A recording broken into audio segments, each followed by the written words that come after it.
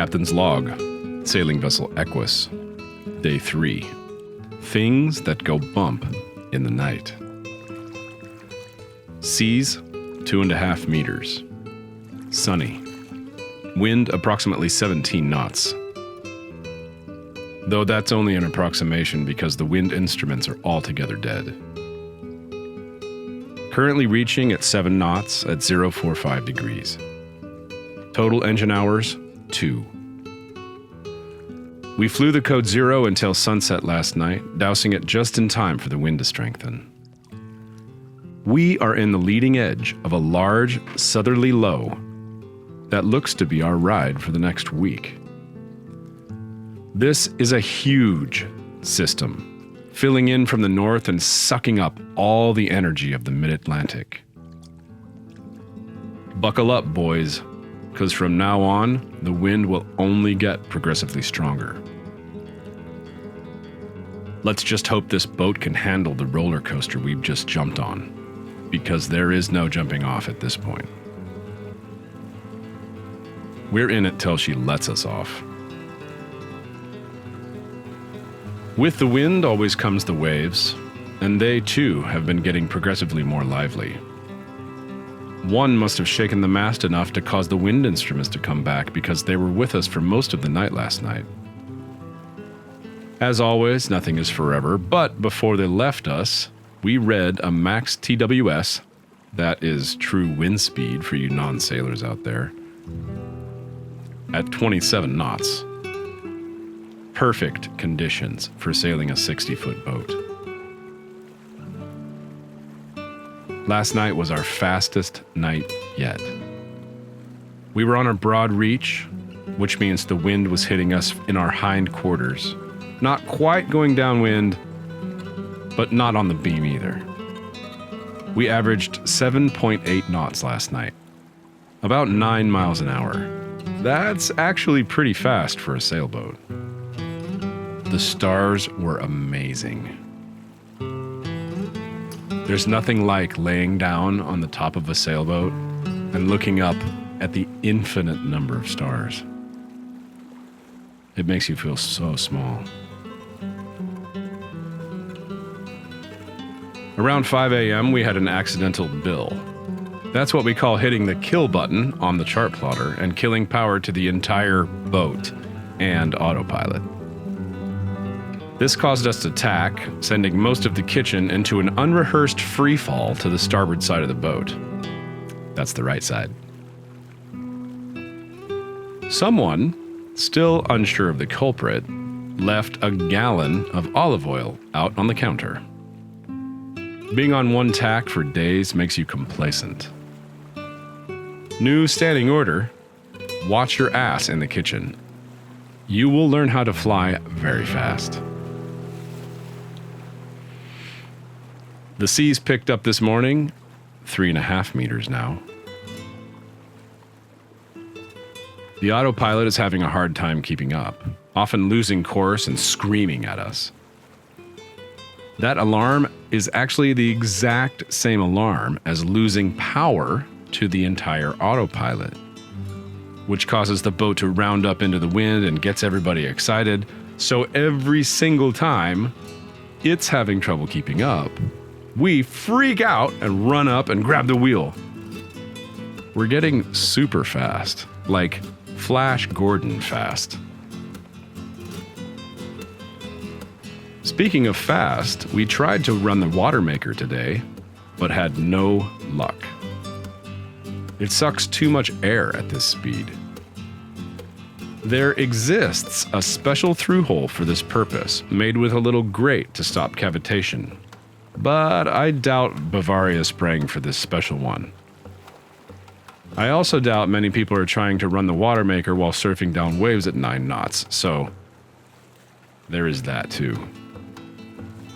The freshwater tanks are at 80%, and I took my first shower of the passage, and oh, was it sweet. Though it's a little strange to shower sitting down. Good news, we hooked our first fish today, But when we went to heave to, it proved a little more difficult than we had first imagined. Your lucky day, little fish. We spent the next hour trying to figure out how to properly heave to on this boat. It's very difficult. We worked something out, but it's not ideal. Let me explain. In sailing, heaving to is a way of slowing down a vessel's forward progress without lowering the sails.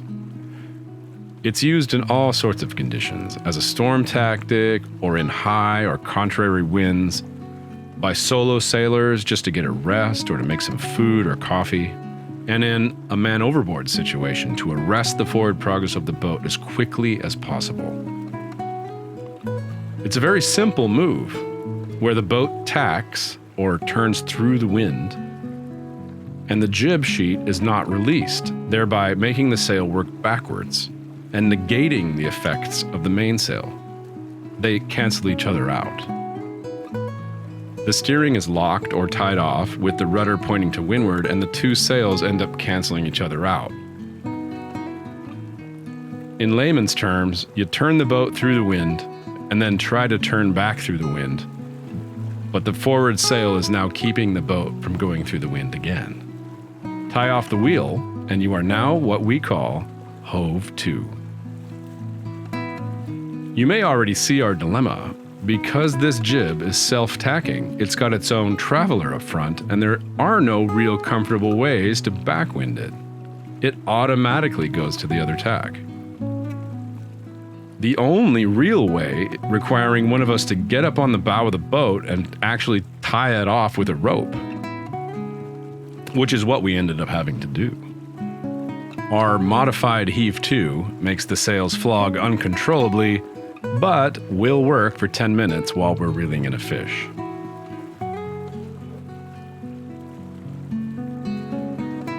The problem with this modified maneuver is it breaks one of my cardinal rules. Nobody leaves the cockpit at night. For that reason, all heaving and towing has been foregone on this boat, and we are just going to turn on the motor. Unfortunately, all of our incessant tacking has killed the wind instruments again. Maybe they'll come back. Probably better for the crew to learn how to sail without them. I will say, as captain, it makes it much easier to have a number to reference on a screen for the green sailors. But I'll also say, as a sailor, it is so much better not to have to rely on a piece of electronic equipment. How do you think people have sailed for the last 4,000 years? Tell you what, they didn't have wind instruments. I've seen so many people on anchor for weeks waiting for parts because they couldn't sail without their wind instruments or some piece of electronic gizmo. I challenge you all to go sailing and not use anything electronic. It's very freeing. It'll make you a better sailor. We had our first major breakage today. The frame for the bimini finally snapped. It was severely bent when I got to the boat in Annapolis, and even though we had a few ratchet straps holding everything together, it was really not a surprise. We have lock wire holding everything together now, and hopefully it'll hold up until we get parts in the Azores. The only problem is the lock wire is really sharp, but there's no other way. Now that I'm thinking of it, maybe I'll take some electrical tape and put it around the stainless steel pipe to give it something to grab onto, and then lash it together with rope. That would be better, methinks.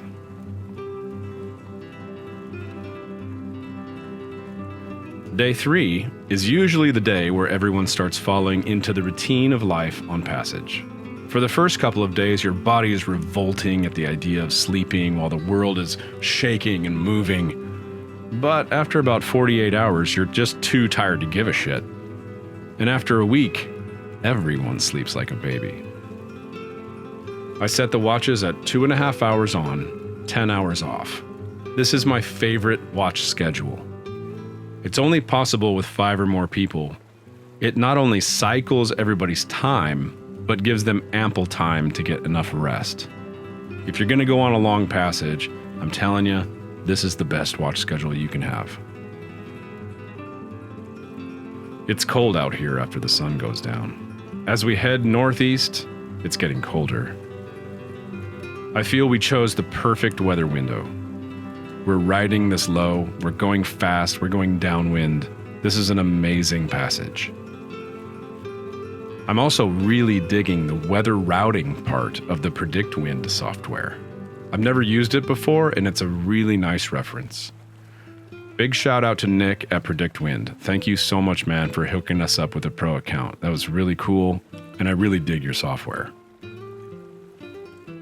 As always, as soon as this log begins, it must end, and I have to go on watch again. So for now, I bid you au revoir.